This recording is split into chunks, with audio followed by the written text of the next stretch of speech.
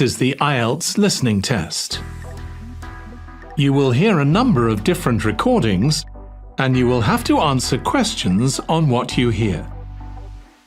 There will be time for you to read the instructions and questions, and you will have a chance to check your work. All the recordings will be played once only. The test is in 4 parts. At the end of the test, you will be given 10 minutes to transfer your answers to the answer sheet. You will hear a student and an advisor talking about facilities at a college.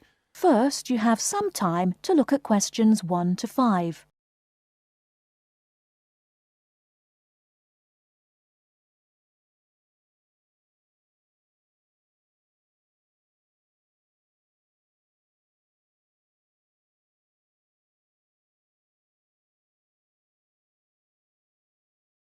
Now we shall begin. You should answer the questions as you listen, because you will not hear the recording a second time. Listen carefully and answer questions 1 to 5. Hi, I wonder if you could help me. I'm starting a course at Glenfield in a few weeks. I was just a bit worried about what facilities there will be and what I'll have to do. I'm especially interested in health and welfare stuff. Certainly. We normally send out a copy of our leaflet, Staying Healthy at Glenfield. I'm not sure why you haven't had it. Well, could you answer a few questions for me?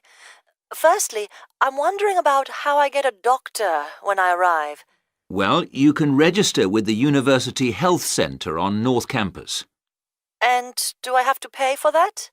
Not to register, but if you have to get medicines, there's a prescription charge of £6.50. OK. Well, I'm not planning to get ill. That's only going to arise if I have any problems. So, should I just go along when I arrive? That's what we recommend for peace of mind, but it's not compulsory, and if you don't live inside the catchment area, you can't in fact register there. Where do you live?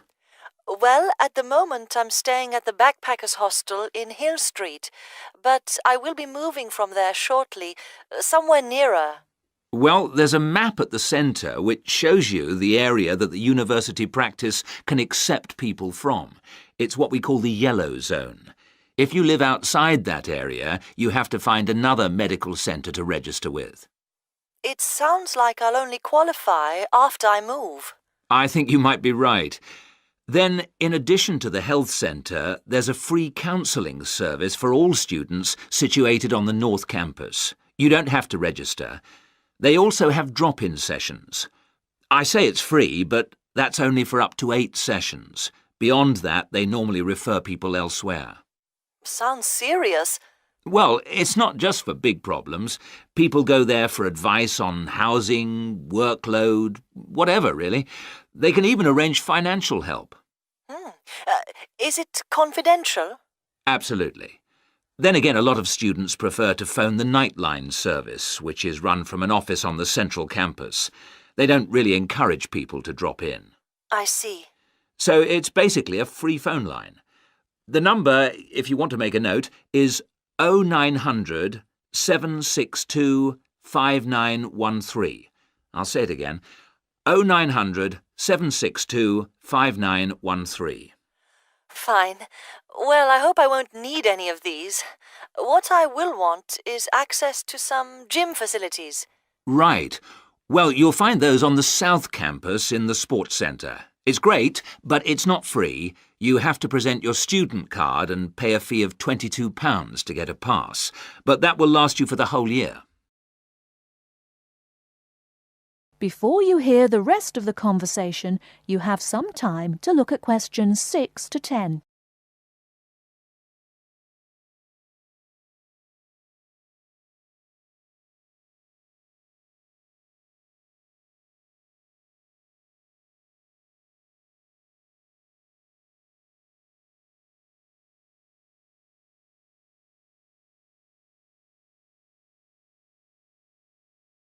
Now listen and answer questions 6 to 10.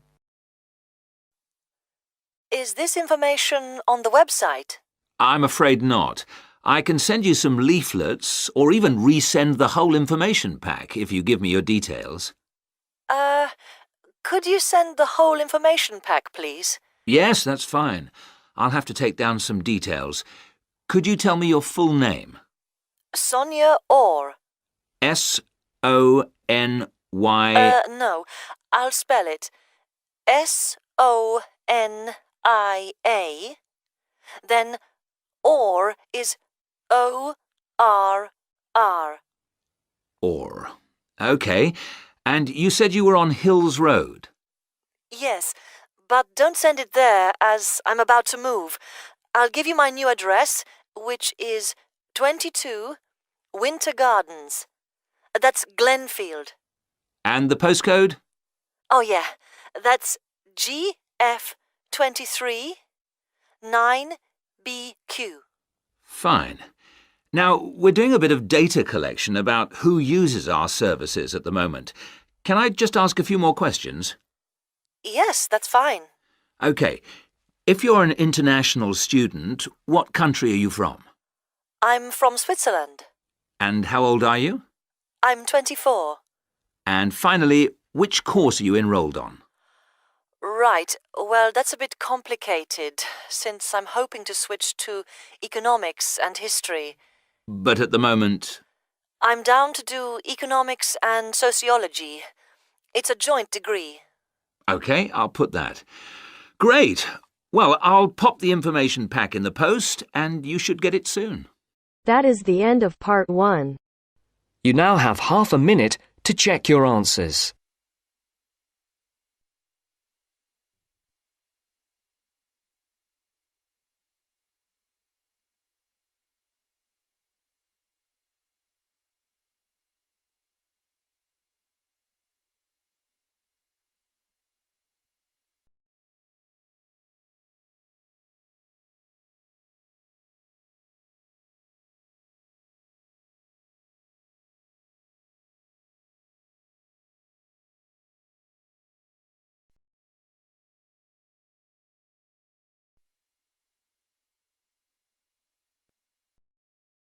Now turns to part 2. Part 2. You will hear two students talking about a school project. First, you have some time to look at questions 11 to 15.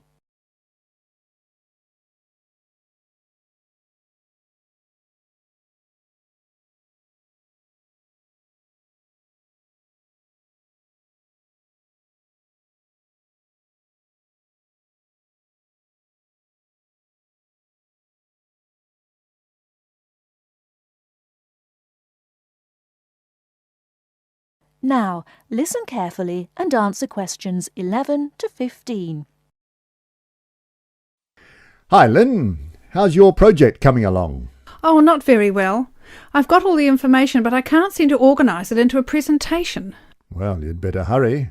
You only have one more week. Yes, that's okay. It's just that... Oh. Well, why don't you try your presentation on me? Maybe I can help. Oh, really? Great! OK, well, I've chosen solar power for my subject, and I'm going to talk specifically about domestic water heating. You know, like the ones popular in America. I've got some facts here. Oh, that's good. But just start your presentation from the beginning. Oh, right. Well, here we go then. There are many reasons why we should be looking elsewhere for energy sources. As most people are aware, fossil fuels and other such non-renewable sources are by definition finite, so something needs to be in operation soon. Currently, there are a number of alternative energy sources available which can, with a little preparation, be used to provide for a significant part of our domestic energy requirements.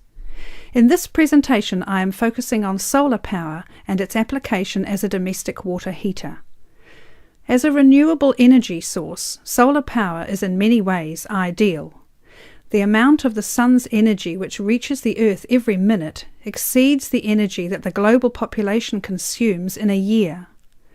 Although scientists argue that it is not finite, sunlight is certainly a long-lasting resource which is not depleted through use, and solar power converters use this energy without needing any complex moving parts.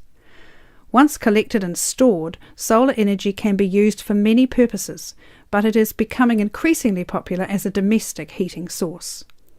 Generally, a building that is heated by solar power will have its water heated by solar power as well. And this has even worked in areas that are not exposed to long hours of direct sunlight, such as the United Kingdom, although not so well as in warmer climates. Why have you stopped? Well, that's all I've got so far. Oh, well. Start by talking about how effective it is. Oh, okay. Well, there are a number of factors that influence how efficient solar power can be. The first, obviously, is the amount of sunlight, and this is dependent on season, time of day, and climate. Although the UK has something of a bad reputation for sunshine, it is actually quite productive during some parts of the year. Given a sufficient size of solar panel and water storage tank, solar power can provide all of our water heating requirements in June and July, and even provide the majority until October. From October to the end of the year, this figure falls dramatically. December is the least productive, being able to supply less than 5% of the average household's hot water requirement. It is at this point that solar power needs to be supplemented with a more traditional form of heating. From January, solar power becomes more effective at a rate of about 20% per month, although this rise decelerates to around 18% by May.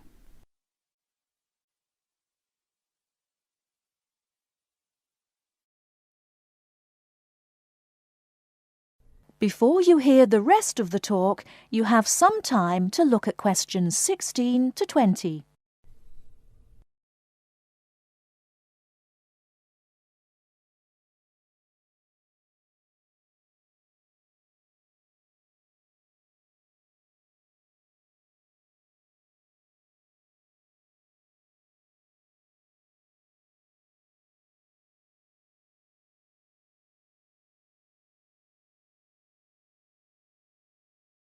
Now listen and answer questions 16 to 20.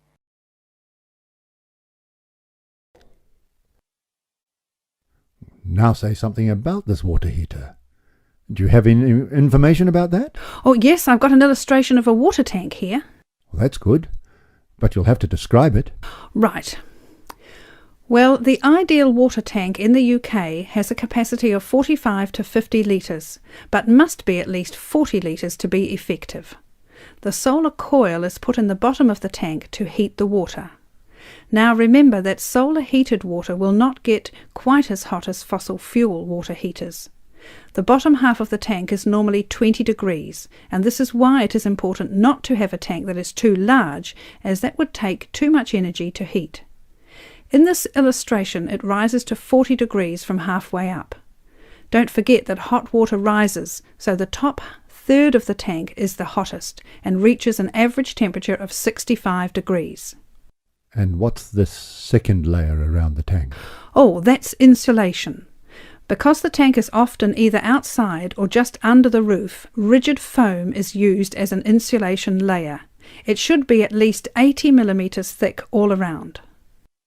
Well, that seems like a good presentation. All you need to do is to prepare some short notes and a larger illustration so you can use it as a demonstration and you'll be fine. Oh, you think so? Well, thanks very much for the help. Maybe I could do the same for you one day. Maybe. Anyway, I have to go. Good luck. Thanks. Bye. That is the end of part 2. You now have half a minute to check your answers.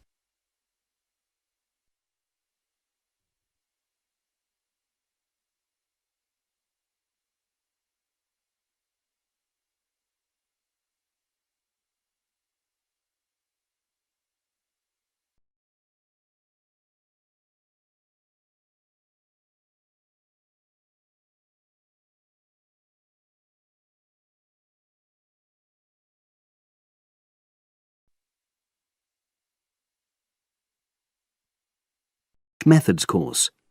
A girl called Leela and a boy called Jake having a seminar with their tutor. Now you have some time to look at questions 21 to 24.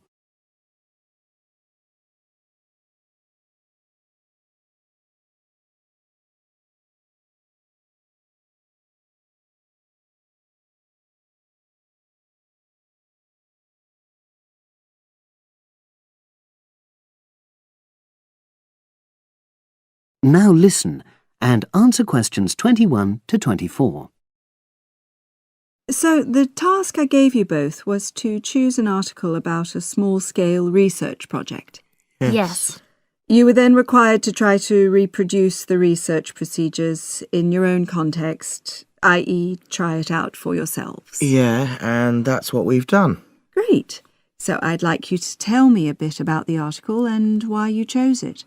Well, the article's written by 2 university lecturers who had started using crosswords to help their students revise terminology for exams. And the crosswords were designed and set on computers. And we selected the article because, well, it seemed an accessible topic, even though we weren't familiar with the technique. You know, using IT to design crosswords for higher education. That's a good reason. So these lecturers wanted to see how well this innovation was received by their students. Yes. So how did you go about reproducing the research? Well, we drew up a list of terms from one of our own modules and designed a crossword for revising these terms. Then we asked our classmates to try out the crossword and give us feedback, their opinions on how they felt about using the technique. Was it easy to find participants? It wasn't easy at first, but then we convinced them that by taking part in the research, they were actually benefiting themselves by preparing for an exam, which is coming up later this term. And it worked. Good. So how did you find out what the students thought about doing the crosswords? A questionnaire. The original article used a 2-page long questionnaire. There were lots of excellent questions on it, but the whole section on difficulties using IT is now obsolete. Old-fashioned even though it had only been written a couple of years ago. So you designed a shorter version? Yeah. Then we sent it to the 40 students by email and got 28 replies.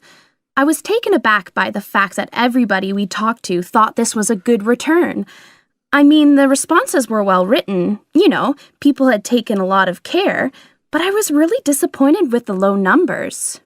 Yes, an important lesson to learn for an apprentice researcher. Yeah. Now you have some time to look at questions 25 to 30.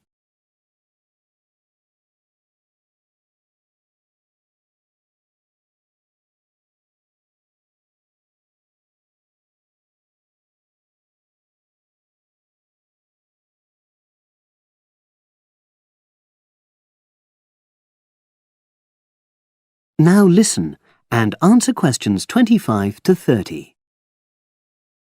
So what results did you get? Well, basically, the responses were extremely positive. The students said that doing the crossword on a computer helped them really focus on the work in hand and not be distracted, which is something that commonly happens with other ways of doing revision. Yeah, that was really clear. But something that struck me was that having fun hardly featured in their responses, nor did anything to do with spelling of hard words, which I thought would be an obvious benefit. No? Okay. Respondents also said that doing the crossword hadn't really increased their general motivation to study, but that it had highlighted the gaps in their memory so they knew what further work was necessary. Right. So how did your findings tally with those of the original researchers? There were lots of similarities, but... There were probably 2 main differences.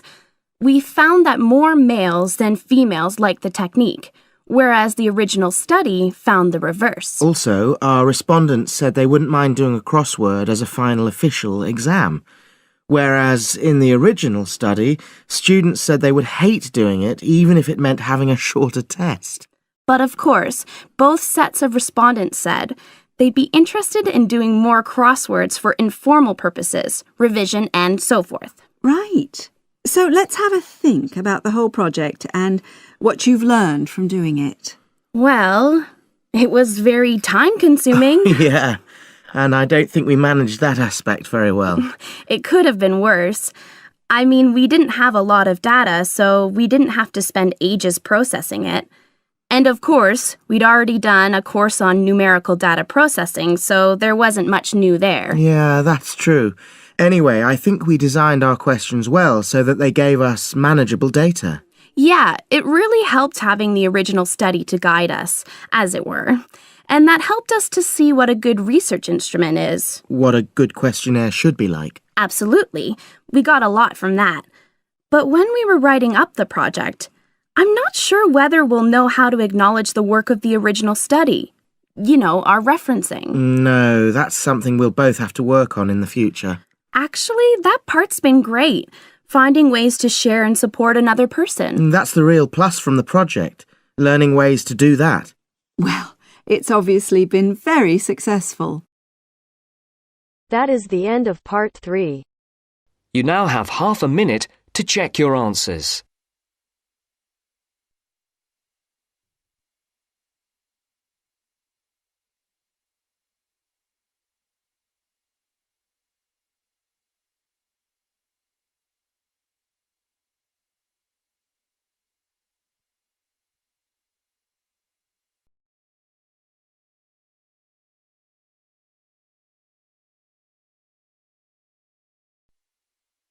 Now turns to part 4.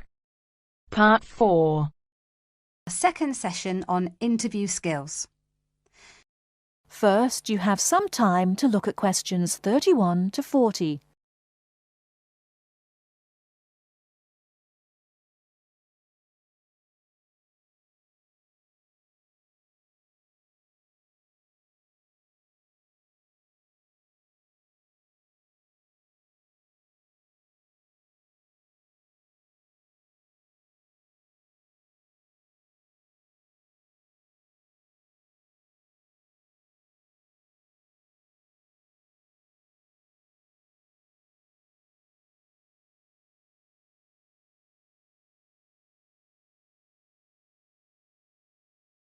Now listen carefully and answer questions 31 to 40.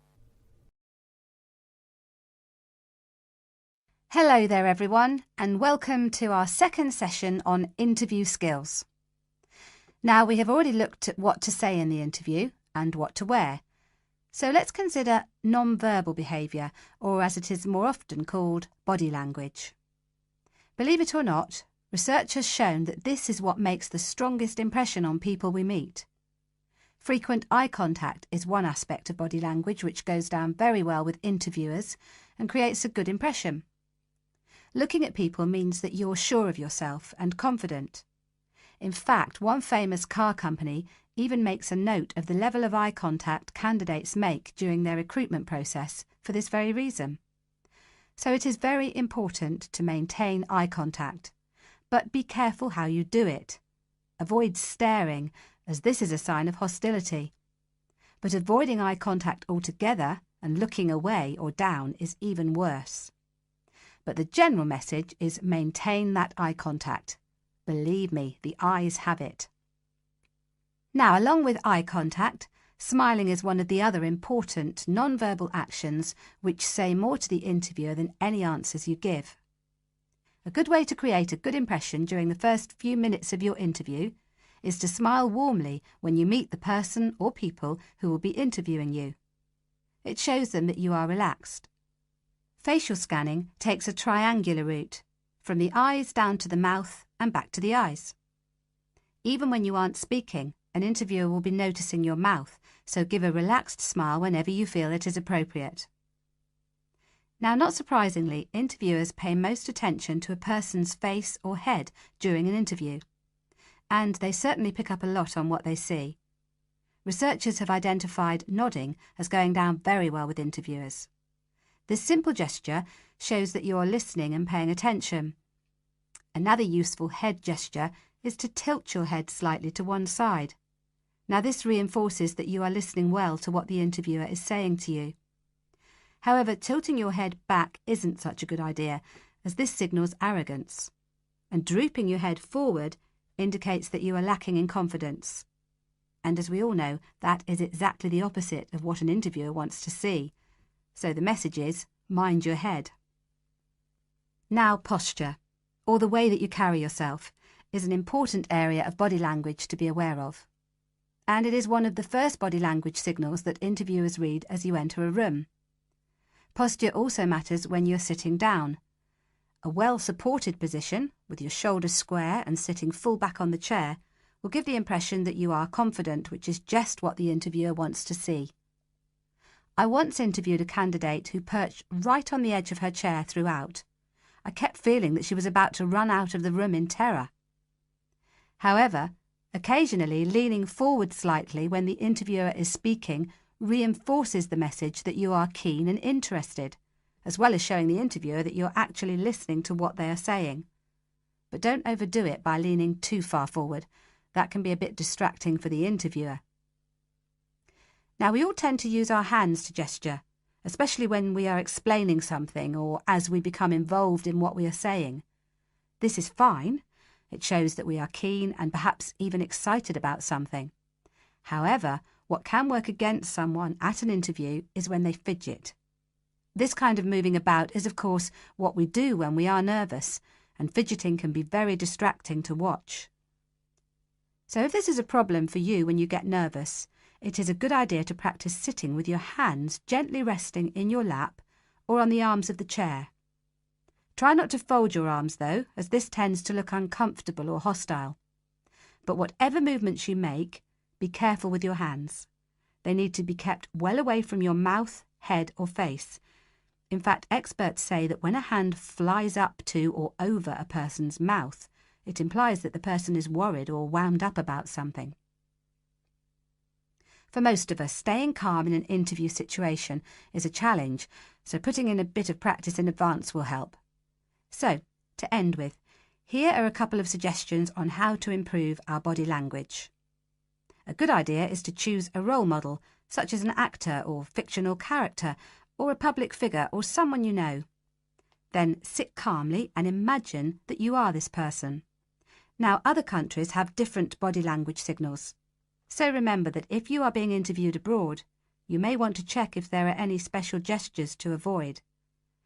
It's also a good idea to get used to reading body language signals. You can do this by simply watching how people interact in public places, such as on the streets or in restaurants.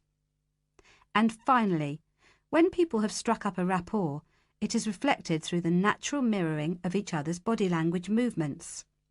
So you can use this to your advantage by occasionally mirroring the interviewer's own movements. For example, if they lean over to one side, you can do the same a few seconds later. It helps to create a special effect known as similar to me. But don't do it too often or the interviewer will notice. Now, any questions before we move on to interview listening skills? That is the end of part 4. You now have half a minute to check your answers.